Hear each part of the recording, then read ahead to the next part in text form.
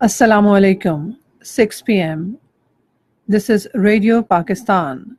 The news read by Asma Hafiz. First, the headlines.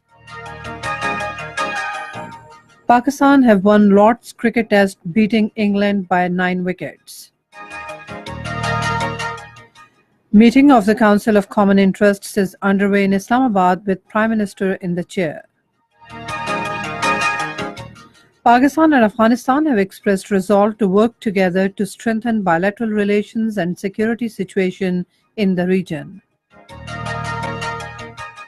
North Korean leader has reaffirmed commitment to complete denuclearization of Korean Peninsula. And now the news in detail. Pakistan clinched historic victory, beating England by 9 wickets in the first cricket at Lord's today. Chasing a victory target of 64 runs in the second innings, Pakistan achieved the target, losing Azhar Ali.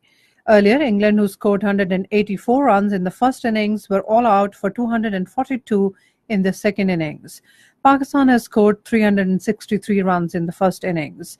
Mohammad Abbas was declared man of the match for grabbing 8 wickets in the match.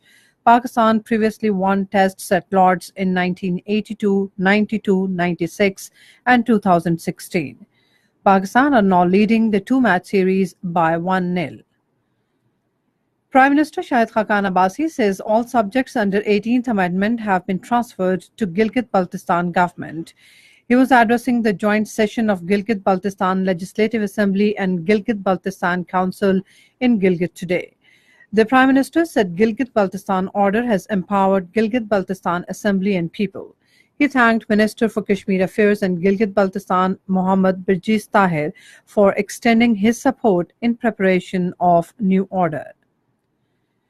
Meeting of the Council of Common Interests is underway in Islamabad. Prime Minister Shahid Khaqan Abbasi is chairing the meeting.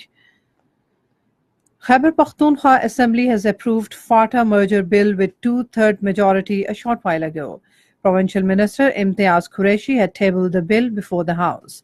Both Senate and National Assembly have already passed constitutional amendment on this count. Pakistan and Afghanistan have expressed the resolve to work together to strengthen bilateral relations and improve security situation in the region. This understanding reached during a meeting between a high-level Afghan delegation and National Security Advisor Nasir Khan Janjua in Islamabad today. Afghan National Security Advisor Muhammad Hanif Atmar led the delegation. They discussed matters of bilateral interest, security situation and border management between Pakistan and Afghanistan. Afghan-Pakistan Action Plan for Peace and Solidarity also came under discussion. Meanwhile, the Afghan delegation also met Deputy Chairman Planning Commission Sartaj Aziz and discussed ways to increase economic cooperation, bilateral trade, energy and people-to-people contacts between the two countries. In occupied Kashmir, all parties Youth Conference has urged India to adopt a realistic and political approach to resolve the Kashmir dispute. The APHC said this during its Executive Council meeting at Haidarpura in Srinagar, which were presided over by Chairman Sayyid Ali Gilani. In Afghanistan, at least 15 Taliban militants were killed in an operation by security forces in Farah province today. According to Afghan official sources, several Taliban strongholds were targeted in the district. In Gaza, 3 Palestinians were martyred in shelling of Israeli troops today. Hostilities over the Gaza frontier have soared since Palestinians began mass demonstrations on March 30th. At least 113 Palestinians have been martyred and thousands hurt by gunfire in the protests, drawing foreign censure. North Korean leader Kim Jong-un has reaffirmed his commitment to complete denuclearization of the Korean Peninsula and to a planned meeting with US President Donald Trump.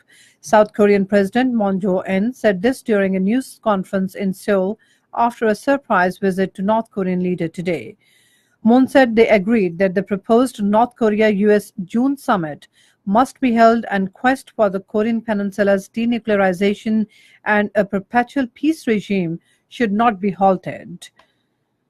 4 Russian military personnel were killed in fighting in eastern Syria's Dur al-Zor province.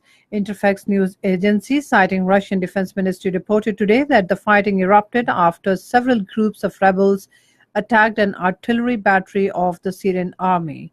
And that is the end of the news. For more news and analysis, log on to our website radio.gov.pk and also watch live video streaming of our bulletins on the link facebook.com/Radio Pakistan News Official.